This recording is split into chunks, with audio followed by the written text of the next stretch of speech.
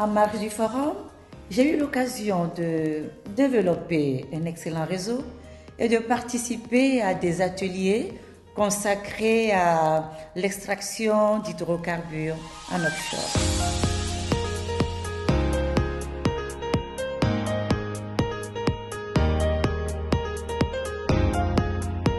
L'extraction d'hydrocarbures en offshore consiste à forer des gisements de pétrole et de gaz en mer à partir des plateformes fixes ou flottantes.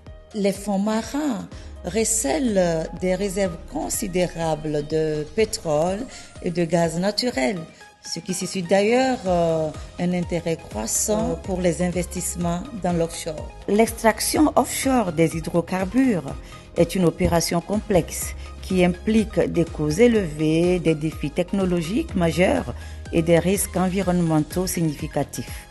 Elle représente environ 30% de la production mondiale de pétrole et nécessite des techniques avancées telles que la sismique et le forage, tout en gérant des enjeux de sécurité et des impacts sur les écosystèmes marins. Vous vous demandez sûrement, Madame Abira Bonfo, comment se déroule l'extraction offshore? Je vais vous décrire le processus. Des navires spécialisés effectuent des études sismiques pour localiser des réservoirs potentiels sur le fond marin. Ensuite, des puits sont creusés pour atteindre les gisements, souvent à des profondeurs considérables, en utilisant plusieurs diamètres de forage successifs.